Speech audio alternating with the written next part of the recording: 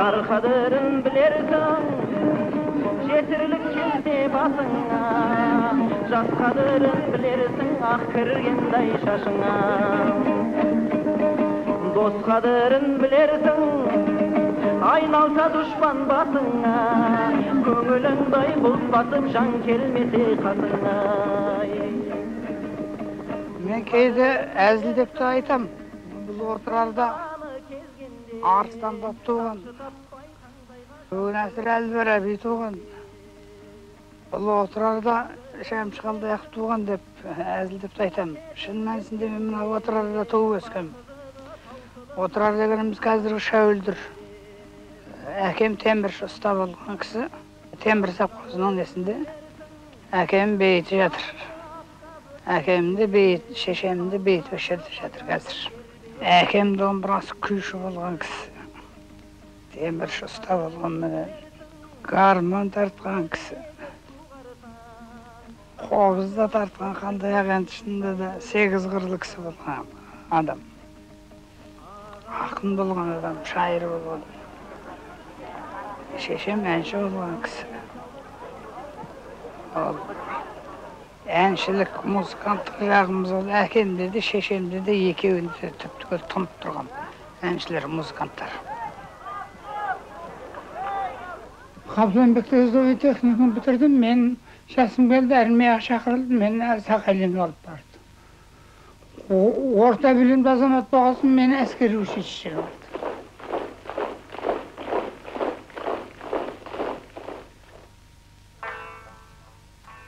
Ташкентте музыкальный училищеде оқыдым. О, Ташкент деген ол менің жасты шағымның қаласы.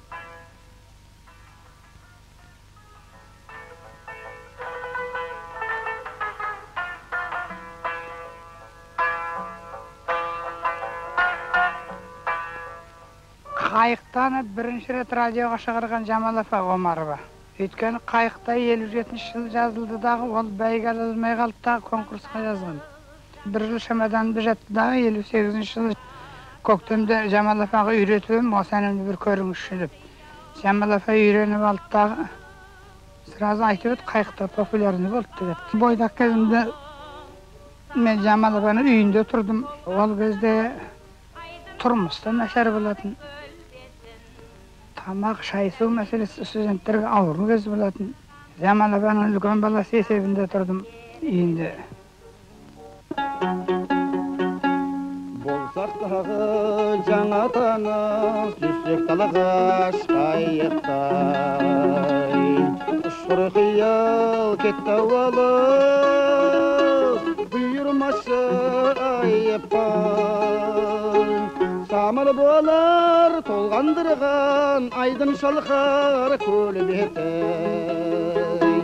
Сәулем мені ойландырған, сенің жарқын келбетің.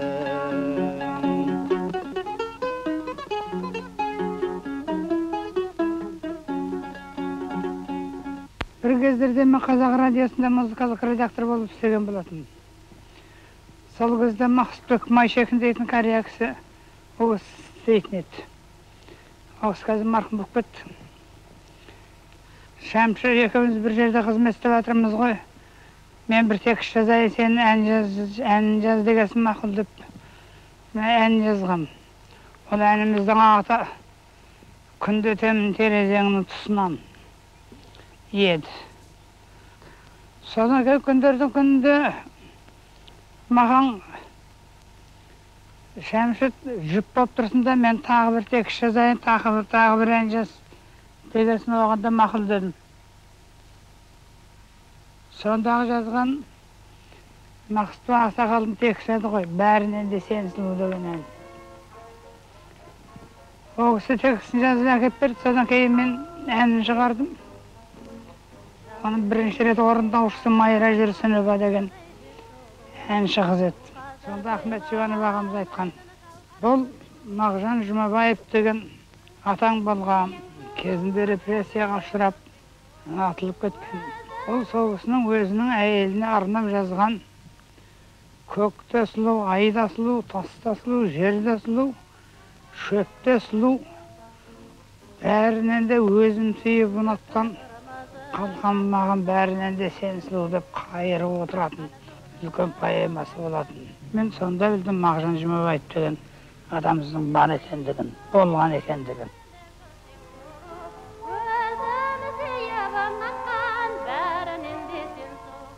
Мен Қазақтың мемлекеттік құрман қазатындағы консерваториясының композиторлық факультетіне 56 жылы Ташкенттен келіп түстім. 57 жылы ноябрьде мекен, декабрьде мекен мен Ақмаңдайым жаздым. Ол әнді жазып келіп, 58 жылы арада бірнеше әндер жазылып жатты ғой енді. Бірнеше әндер жазылып жатты. Композиторлық факультетте оқыған балаға үйге тапсырма ретінде беріледі. Фортепианный пьесалар жазу керек, басқа шығармалар жазылу керек, әннен басқа. Солардың бәрінің ортасында Ақмаңдайлымды 58 жылдың декабрінде шығардым ол жарыққа. Роза Бағданова ол кезде әккі болып жүретін. Шәмші қалың қалай, жағдайын қалай деп жүретін. Мен оның жазған әндерін өзім сүйіп айтамын. Енді Ақмаңдайлымның бір жағдайын, уақиғасын айтайын. Жаңа Ақмаңдайлымды алып келіпті, алып келгеннен кейін ойнап атыр. Ойнап. Мұзафар Әлімбаевпенен екеуі келіпті. Реке, осы өлеңді сізге алып келдік, осы қалай болады екен деп. Тыңдадым, тыңдап едім, өте маған ұнады өлеңі. Өте ұнағаннан кейін, кәдімгі қолма-қол өлеңді айтып кеттік те, 1-2 күннен кейін барып жаңағы радиоға жаздырдық. Содан кейін халыққа айттық. Әр көргенімде, апау, Ақмаңдайлымның бұл ой мені көтеріп жүрген деп. Ақмаңдайлым енді халықтың сүйіп айтатын әні десем, мен жалған айтпаспын. Енді қазір енді Қалдаяқтай композиторлер енді халықтың жанын табатын, оның жаңағы жазған мелодиясы өте әсерлі болатын. Ең кемінде бір әйтеуір 25 шетелінде айтын. Сол тілім білмейтін жерлердің өзінде де жаңағы Ақмаңдайлымды өте жақсы қарсы.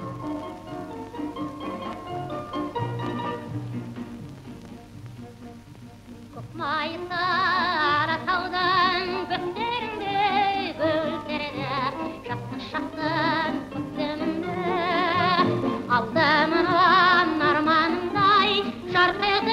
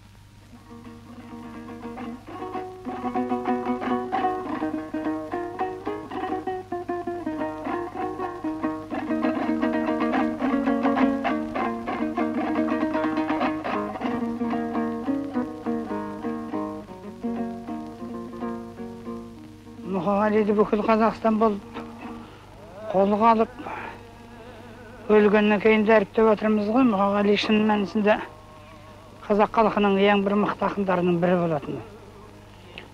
Мұқағали өрісі кең, танысы кең, көкірегі кең, алқымы кең, аумағы кең, оның географиясы кең, сондай кең жоспарлы түрдегі үлкен ақын еді Мұқағали. Мұқағали шын мәнісінде бұл жалғанға яркейбілай өзінің айналасына жүрген ортасына ырза болмай кетті ғой. Ырза болсын болмасын табиғаттың тағдырдың солай шығар әйтеуір дүниеден кетті. Бірақ өзіміз байқап жүргеніміз ешқайсысына да ырза болмай, көңіл толмай кетті. Өйткені Мұқағали сияқты мықтылардың өзі санаулық. Қазірдерде бар мықтыларымыз, Құдайға шүкір. Санаулы. Санаулы пәленшелер, төленшелер деуге болады.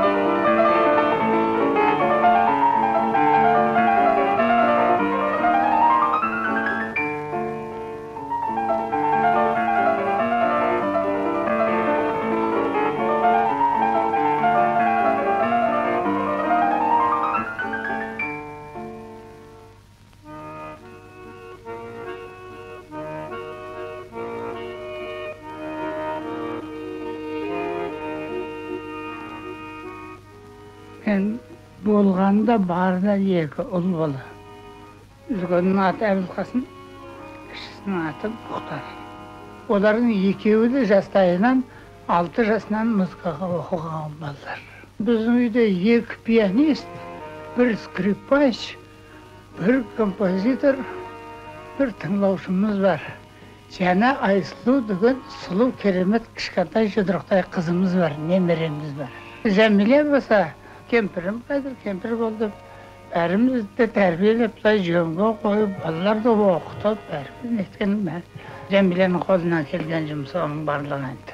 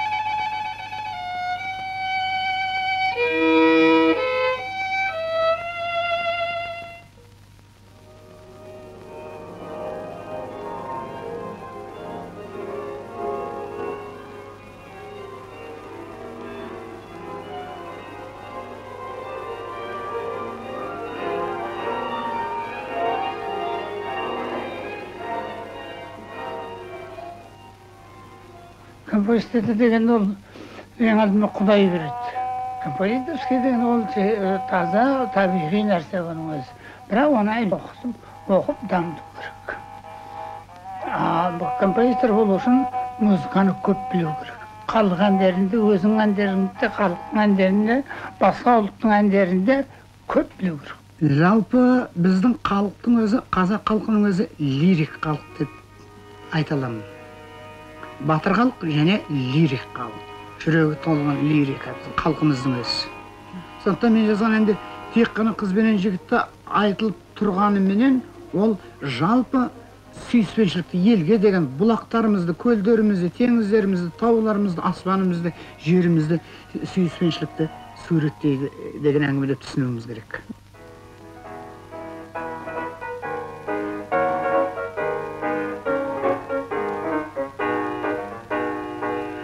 Алтын күн аспаны, алтын дән даласы, думанды бастады далама қарашы. Кеңейген жер деген жерге гүл шықты ғой. 2009 жылдың аяғында менің Қазақстаным деген әнді жазуға тура келді. Оны енді қазір қалай деп түсінуге болатынын болмайтынын мен білмеймін. Кезінде біздің мынау терістіктегі, солтүстіктегі 5 облысымызды целинный край қылып бөліп жатқан болатын. Целинный край қылып бөліп жатқан кезде сосын жұрт шуылдап, бұл қалай орыстар бөліп алайын деп жатыр, мынау солтүстік облыстарымызды деген шу шығып, айқай шығып сөйтіп жатқан болатын. Сол кезде Қазақстан, менің Қазақстаным деген деп жазған ұран әніміз еді. Ол ұран әніміздің сөзін жазған қазір марқұм болып кетті, Жұмекен Нәжімеденов деген жақсы қазақтың талантты ақын еді. Ол Жұмекен екеуміз бірге оқитын едік, ол домбырашы жігіт еді, консерваторияда оқыған.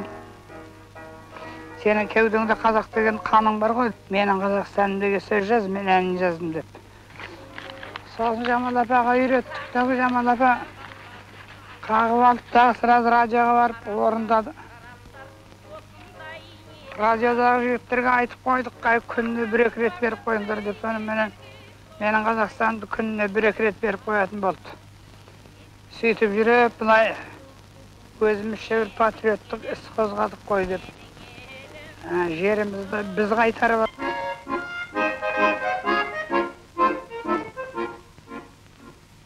Алтын күн аспаны, алтын дән даласы, думанды бастады далама қарашы.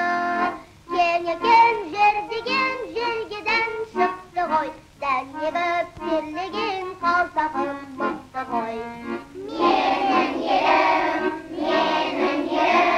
гүлім болып, елемін, жырым болып, бөгілемін елім, туған ерім менің Қазақстаным. Сағынды далама, сағынып көлім бар, мараңдар, жараңдар, осындай елім бар. Аңсалған уақытты ел жүрді досындай, біздің ел бақытты, біздің ел осындай. Менің елім, гүлім болып, егілемін, жырым болып, төгілемін елім, туған ерім менің Қазақстаным. Төгілемін елім,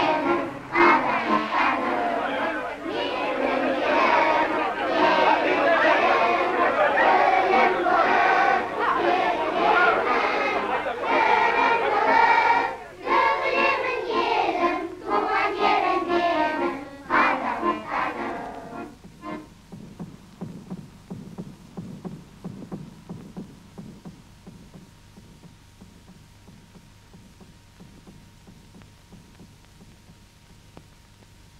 Жас кезіндегі әндердің ішінде ол кісінің әндерін бір-бірінен бөліп алатын жоқ. Әр әні өзінше мағынасы бар, әр әннің өзінің сәнді мәнді кездері бар.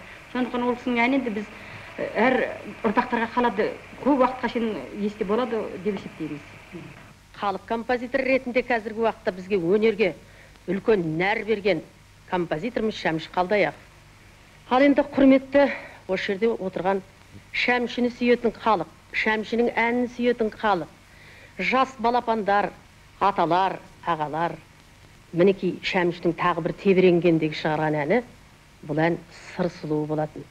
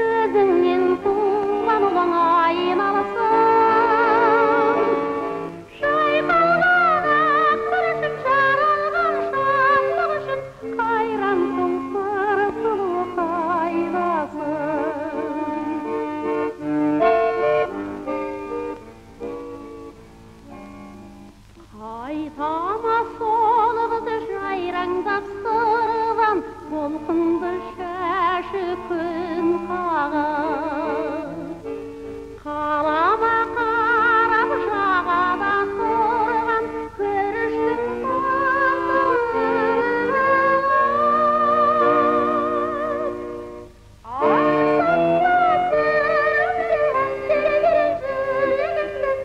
өзіңнен туған оңайын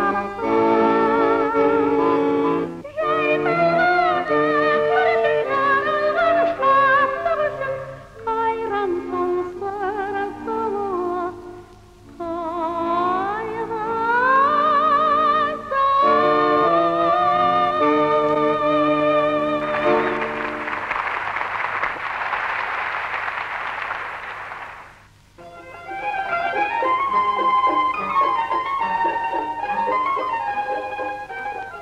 Әнді алдыменен өзім жазып аламын. Сосын әннің не деп тұрғанын өзім білемін. Сол әннің не деп тұрғанына деп сөз жазып бер деп, ол әннің өзінің сөзін, характерін келтіре алатын ақын осы пәленше ғой деп, соған өзім заказ беріп жаздыртамын. Алдымен әнін мықты қылып алайын деймін да, әнін шығарамын да, содан кейін бар, Тұманбай сен жазып бер деймін, Мұзафар аға сен жазып бер деймін. Нұрсұлтан Әлімқұлов біздің мықты текстовиктеріміз, Мұзафар Әлімбаев, Нұртолла Шәкенов, Қадыр Мырзалиев, Тұманбай Молдағалиев ақындарымыз жазып берденде шын мәнісінде бұл азаматтар әннің текстін қатырып жазатын шебер азаматтар.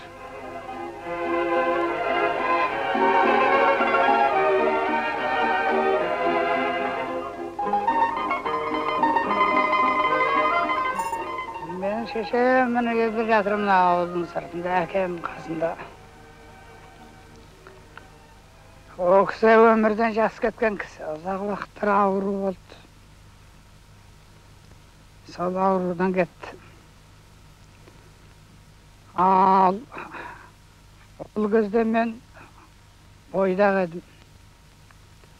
О 59 жыл кетті. Қазақта мақал бар. Анаңды Меккеге 40 рет арқалап апарып алып берсең де қарызынан құтыла алмайсың деген. Соның бір жобасы болып тұрсын деп мен 59 жылдан бастап ана туралы ән жазайын деп ойға түскен.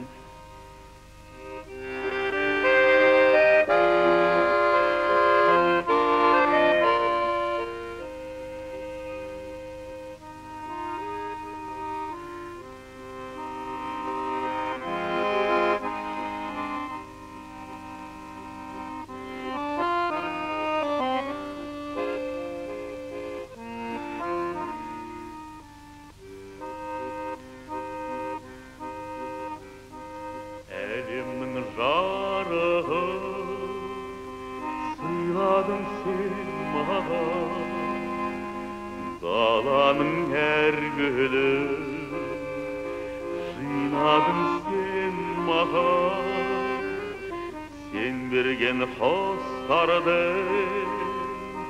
қанаты самғаған, балалық құштарым өзіңе арнаған, әлдилі баялап өсірген жемісін, самал жел саябақ құшағың мен үшін. Есейіп кетсем де мен саған сәлемін, көгілдір көктемде